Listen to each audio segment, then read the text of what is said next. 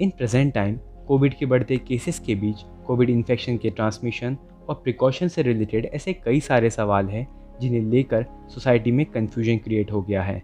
So here in this video we will try to answer those frequently asked questions and myths about corona virus. So now let's check it out.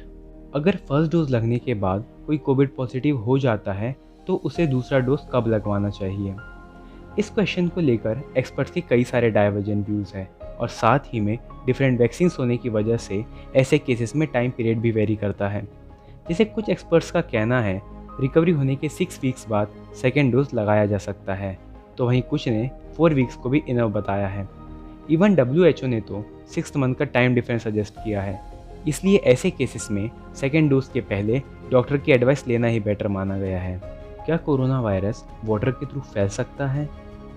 नहीं, corona virus एक water borne disease नहीं है और experts का मानना ये है कि अभी तक कोई भी ऐसा केस या एविडेंस नहीं मिला है जो ये प्रूव कर सके कि वाटर के थ्रू कोरोना वायरस फैल सकता है। क्या Covid infected mother breast feeding कर सकती है? यस, वो कर सकती है, बट उन्हें कुछ प्रिकॉशंस लेने की ज़रूरत है, जैसे ड्यूरिंग ब्रेस्ट फीडिंग मास्क का यूज़ करना, जिससे चाइल्ड को इन्फेक्शन से बचाया जा सके। और एक्सपर्ट्स का ये भी कहना है कि अभी तक कोई भी ऐसा एविडेंस नहीं मिला है जो ये सजेस्ट कर सके कि वायरस ब्रेस्ट मिल्क के थ्रू ट्रांसमिट हो सकता है। क्या स्टीम इनहेलेशन से कोविड को ख़त्म किया जा सकता है? द आंसर इज़ नो, क्योंकि WHO ने खुद ये सजेस्ट किया है that salt water steam can not prevent you from catching corona virus. But yes, इस मेथड से पेशेंट को बहुत सी रेस्पिरेटरी इश्यूज से रिलीफ मिलता है, but not from COVID infection. Patients को रेमडेसिविर कब दी जानी चाहिए? रिसेंटली लार्ज स्केल पर रेमडेसिविर की डिमांड देखी जा रही है। Under emergency use authorisation remdesivir को उन पेशेंट के लिए यूज़ किया जा सकता है जिन्हें मॉडरेट टू सीवियर इन्फेक्शन और सप्लीमेंटल ऑक्सीजन की ज़रूरत है, और वो भी with in 10 days of getting symptoms. Normal fever या हाइपोक्सिया जैसी सिचुएशन में प्रॉपर मेडिकेशन के साथ होम आइसोलेशन करना ही बेहतर है। ऐसे में रेमडेसिविर की कोई ज़रूरत नहीं होती है।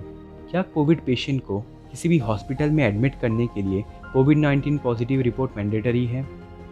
बिल्कुल नहीं। रिसेंटली हेल्थ मिनिस्ट्री ने ये क्लियर कर दिया है कि कोविड पेशेंट्स को हॉस्पिटल में एडमिशन के लिए कोविड-19 पॉजिटिव रिपोर्ट देना मैंडेटरी नहीं है। अब किसी भी कोविड सस्पेक्ट को बिना कोविड पॉजिटिव की रिपोर्ट के हॉस्पिटल में एडमिट किया जा सकता है। Is it necessary to receive the same vaccine during the second dose? Yes, it is, क्योंकि जो वैक्सीन अवेलेबल है वो दोनों अलग अलग है और उन्हें एक दूसरे के प्लेस पर यूज़ नहीं किया जा सकता। Is it safe for women to get vaccinated during menstruation? Yes, it is safe. Gynaecologist ने खुद ये कंफर्म किया है कि मेंस्ट्रुएशन के टाइम पे वैक्सीन लगवाने की कोई साइड इफ़ेक्ट नहीं होंगे और किसी भी वेमेन को पीरियड्स होने की वजह से वैक्सीनेशन का टाइम रीशेड्यूल करने की ज़रूरत नहीं है। क्या इन्फेक्टेड पर्सन से 6 फीट की दूरी रखने पर भी कोविड ट्रांसमिशन का रिस्क होता है? Yes, according to Center for Disease Control and Prevention 6 feet की दूरी रखने के बावजूद कोरोना वायरस होने की पॉसिबिलिटीज़ होती है यदि कोई पर्सन इन्फेक्टेड पर्सन के साथ किसी बंद जगह या बेड वेंटिलेशन वाली जगह पर रहता हो।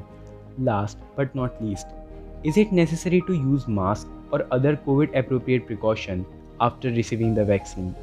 Yes, it is absolutely necessary, क्योंकि वैक्सीन लगने के बाद इन्फेक्शन के चांसेस पूरी तरीके से ख़त्म नहीं होते और ये बहुत ज़रूरी है कि वैक्सीन लगने के बाद आप मास्क, सैनिटाइज़र और सोशल डिस्टेंसिंग जैसे कोविड एप्रोप्रिएट बिहेवियर को अपनाएं। And for more authentic details you can check out the websites given in the description box. Hey viewers, if you find this video useful, then please like and share it. And yes, don't forget to subscribe to our YouTube channel. See you in the next video.